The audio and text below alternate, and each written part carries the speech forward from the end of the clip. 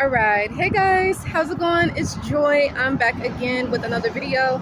I hope that you guys are doing well, and I hope that you guys are staying safe.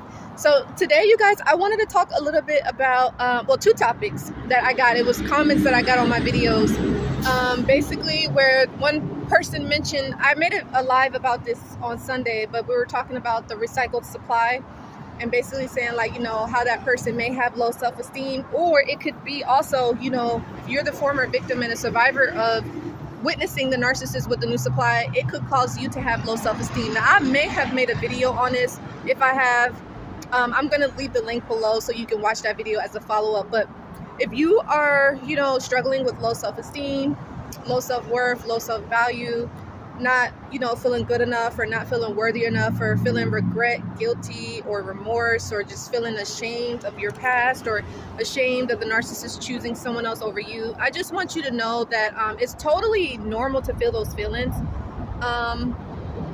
because you have been taken advantage of. That's a big train, y'all, my bad. You have been manipulated, you have been taken advantage of, you've been used, you've been mistreated. And none of those things are right. None of those things should be accepted in any relationship. Doesn't matter who the relationship is with, you should not accept abuse, right? But unfortunately, sometimes it does come down to it where, we get abused by the narcissist, we get mistreated. And it's a sad thing. It's really sad that it happens, and you may not know what to do. You could just be living in misery, or you could just be living in the sense of like just feeling unworthy, or feeling like you don't deserve good things, or feeling like you deserve to be treated that way. And maybe you could reject help, or you could reject support, or you may only go towards or gravitate towards people that treat you like crap. And I'm only saying that because that was me many years ago, back in 2014, 2015. And I would say maybe 4 months in 2016, but after that it was just like, no, I'm done. But yeah, so you might be wondering, okay, so Joy, well, what do I do? So first, you want to just acknowledge that, yeah, you may be suffering from low self-esteem. And there is a book that I do recommend getting, and I'll leave that link below. And I do actually talk about this in my book, so I highly, highly recommend getting my book too. But first, acknowledge it, and then understand that it could just be one of your insecurities that need to be worked through. And then, it's definitely something that you may want to have some sort of verbal ventilation, or, somebody that you talk to kind of help you through why you feel this way and where it came from, and how to avoid people, places, and situations and circumstances that may cause you to feel low self-esteem. But then not only that, you have to work on your mindset. You have to work on knowing who you are, knowing your value, knowing, that you do have a lot to offer. You are God's child, and that people make mistakes. You're not perfect at all. So, you definitely want to begin to understand you're not perfect. Take yourself off of that pedestal, but begin to do the little steps that's going to help you to heal, your low self-esteem. And that could just be trying new things. It could be going to the gym. It could be trying new hobbies. It could just be expressing yourself in a creative way. It could just be, maybe hanging out with friends, or talking to family members, or maybe even talking to a person like myself, like a coach for narcissistic abuse. Or it could be maybe you want to talk to a therapist, or maybe you want to talk to a counselor, or whatever the case is. And that sort of thing. And then, just understand that, this is just a healing process, a recovery process that you're dealing with and working to overcome. And but I think what happens, what can help you to help your self-esteem get high, is you have to do things by yourself, meaning like you have to be able to make decisions for yourself and to do things on your own without really needing, validation for others or approval from others. Now, again, there is a point in time, yeah, you do want your confirmation, you do want support in that way, but meaning like you want to get to the point where you're independent. You become an independent person. And as I always say, once the time is right, you feel ready, you want to get into a relationship, you become interdependent. But while you're in your recovery process, this has helped me. That's why I'm only saying this. You want to become the person where you're able to go out on your own, buy things on your own, or, make decisions like, okay, I'm going to go to this place. One second, y'all. You may say, okay, I'm going to go to this place, or I'm going to buy this outfit, or maybe I'm going to save this, or maybe I'm going to save that, or I'm going to do this, I'm going to do that. Meaning, like, yeah, you can get the advice, you can get the suggestions from other people, but at the end of the day, you have to make that final decision. So once you begin to make those final decisions for yourself, yeah, you get the advice or whatever, but you, at the end of the day, you make that decision.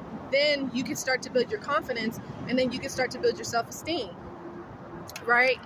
And then also too, it could just be having a relationship with God. So start to reading the Bible. You know, I'm actually gonna start like reading like little scriptures daily. I mean, I have a relationship with God, I'm in love with God, all that stuff, but it's still, you know, it doesn't, all these bugs. That's one thing about warm weather, it comes with bugs. That's one of the things that is like kind of like but it is what it is. I prefer the hot weather over the cold any day. But anyway, y'all, and the little bugs too, the little lizards. Hopefully we don't see none. But anyway, so yeah, you guys, you just want to keep that in mind and understand that yeah, you're gonna and you want to be around people that's going to build you up. That's the other thing. You want to be around people that's going to build you up, make you feel good, that's really care about you, that really love you. Because when you're around like people like narcissists, or people like that have personality disorders, or they're toxic or dysfunctional, they're gonna, little things and words, they're gonna break you down slowly but surely. You know, they're gonna get you to the point where you hate yourself, you feel miserable, you feel ugly, or you feel not attractive, or you feel worthless, you know. So you want to avoid toxic people. You want to be around people that are positive, that are like-minded, and you want to become that person. Because the thing is you don't want to be a negative person and then you go around a positive person and you're draining their energy. So it's like you're becoming toxic, like you're becoming just like the narc. You don't want to do that. You get what I'm saying?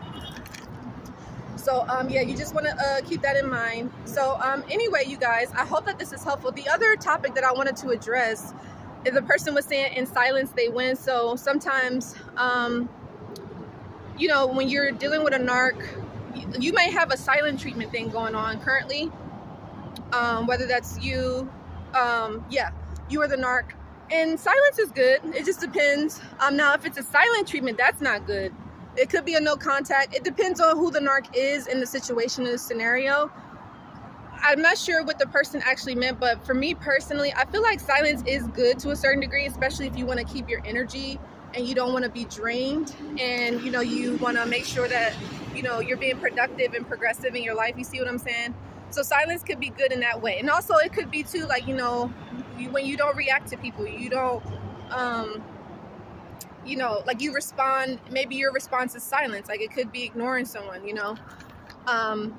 Where you keep your energy, you keep your peace, you keep your distance, or whatever the case. Because maybe you could be avoiding conflict, you could be avoiding drama, you could be avoiding mayhem and havoc, you know. So silence could be good at times when dealing with the narcissist. But the thing is, some narcs will use that against you. They'll use that as a weapon. And then also too, with the the narcissistic in-law, I know I'm bringing that up again, the narcissistic in-law will use that against you too. So let's say if you're trying to avoid conflict with your narc in-law, maybe you're silent, maybe you don't want to go around them because you know that they're going to try to put you down, belittle you, make you feel like less than or worthless, try to make you feel guilty, and maybe you kept your distance. So what that narc in-law will actually say, like, oh, well, so-and-so doesn't want to hang out with me, or so-and-so doesn't want to go to lunch with me, or so-and-so doesn't want to go to dinner with me. Why is that?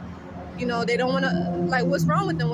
You know, so that in-law will play the victim, you know, and you'll be the person that's the scary guy or the bad guy or the villain, when in actuality, that in-law is the villain the whole time. So silence can be used in a good way or a bad way. But if you're an empathic person, HSP, highly sensitive, introverted, ambivert, keeping your silence is good.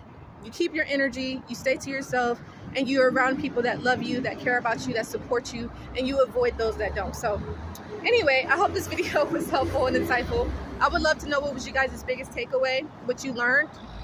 And like I said, I believe I did make a video on a similar topic. So you guys will have to let me know either way. But anyway, I love you guys so much. You guys mean the world to me. I will see you all in the next video. Thank you guys for your support. Again, as I always say, if you guys are feeling called to, if you would like to donate to this Live Narc Free Ministry, if you felt like there was any value in this video that helped you, on your journey to healing and recovery, please don't hesitate to leave a donation. That information is in the description box. If you would like to reach out to me for a session, I would love to support you in that way also. Or if you're the self-study type of person, you can more than welcome. The links are in the description box. Well, excuse me, in the description box. I love you guys so much. Make sure that you are following me on Instagram, Facebook, like my Facebook page. And until the next time, love you guys. Bye.